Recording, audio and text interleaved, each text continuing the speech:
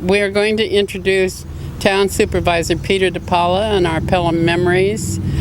He is going to talk about his kindergarten year at Siwanoy School. Siwanoy is right there behind him. Well, my kindergarten, when I came here from the Bronx, my dad moved us up here. I was just 5 years old, actually the day we moved into our home on Manger Circle. So I started in 1952. I started the school year at Siwanoy. They brought me into kindergarten, kicking and screaming because actually I didn't want to go, and I got taken in by the principal into the classroom, and that's where I had my first crush, because as soon as I got into the classroom I saw my teacher, Miss Story, who was probably the prettiest woman I had ever seen in a school setting. So then the year turned out really nice. My time at Siwanoy was a very enjoyable period of time. Made a lot of friends that lasted throughout the years. And it was just an all-around great school. So tell us about the classroom itself. What did it look like? The classroom was I guess it's the part when you're looking at the school from the front that's all the way to the left. I know I came here as mayor to give a talk to one of the classes, and it turned out that room was where we had the talk, and that at that time was used as a lunchroom. But when I went to school was the kindergarten class. It was very nicely decorated. We always did projects and had something hanging on the wall. It was quite enjoyable, and it was a very nice setting, and it was very relaxing and peaceful. I remember we used to we had to bring a blanket, and we wound up for our nap period lying down on the floor, and it was just a nice, comfortable classroom. Made the young people of my age to feel very comfortable about it. It was really nice. Were there things on the blackboard? Were there blackboards? Yeah, we had blackboards, and the blackboard was what they did much of the explanation. We had a lot of cork boards at that time, because naturally in kindergarten you did a lot of projects where you made different objects, or you did some. It was like we did it with construction paper, and they would put it up on the cork boards for everyone to see. But the teacher did a lot of her, like when she did letters, she would do it on the blackboard, and extensive use. None of these smart boards like we have nowadays in the schools. It was pretty basic. Did you get to read books? Yes, we had a lot of story time. They started to get us to understand reading and to get into it and to enjoy it, and it was as I said, it was a quite enjoyable period of time for anyone who went to school at Siwanoy. So what did you do at recess?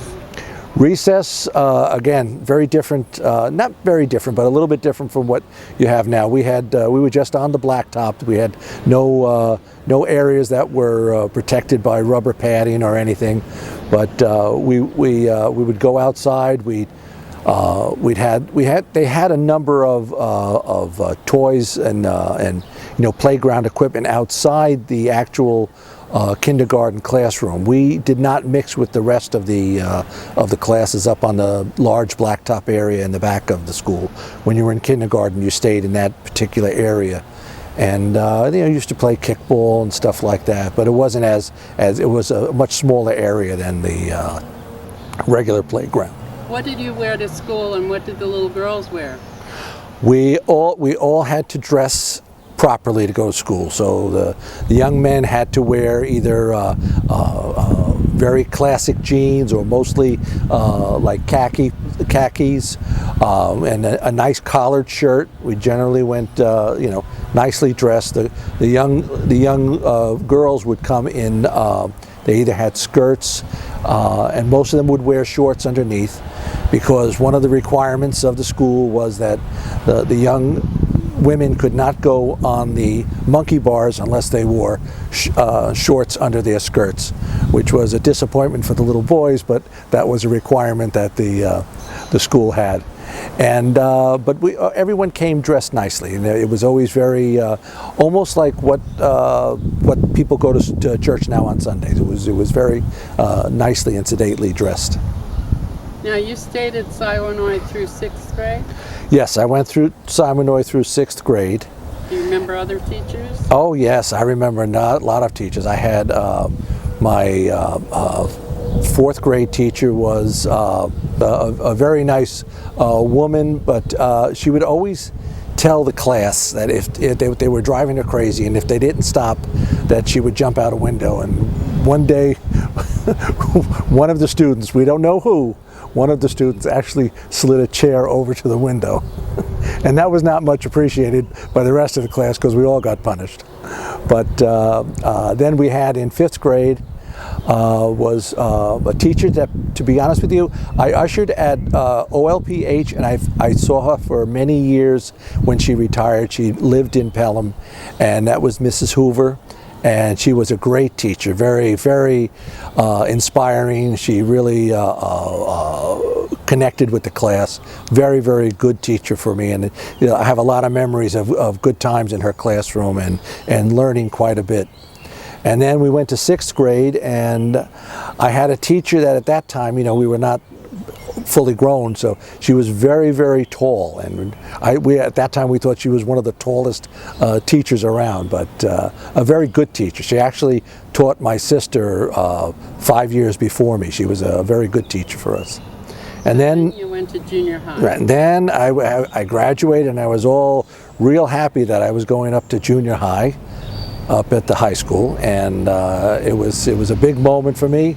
And the only thing that happened was that after less than 1 week into going to junior high, I was tapped on the shoulder and told I had to go down to the principal's office. And I said, gee whiz, what did I do? I didn't even have a chance to do anything.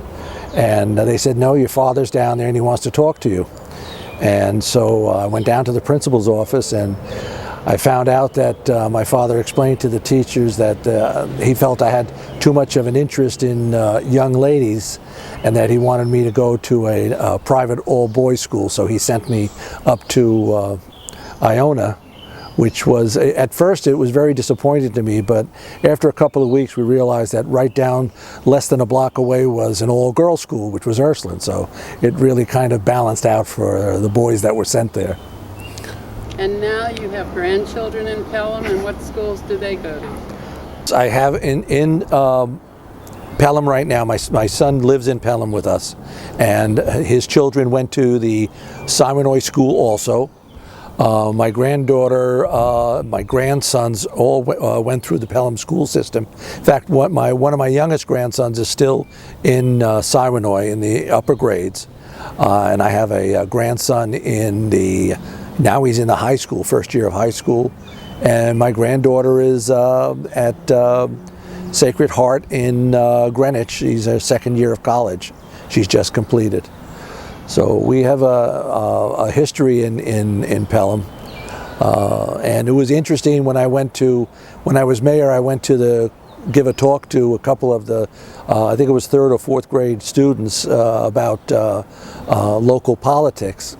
And they were kind of like wide-eyed when I said that I had gone to Siwanoy, and that we were actually in the classroom that I was taught in, and that my grandchildren were going to Siwanoy at the time. And I guess they figured someone at my age couldn't still be around and have gone to Siwanoy. But it was quite interesting when their reaction, and they came up to ask me quite a few questions afterwards. Well, thank you. Siwanoy is very important.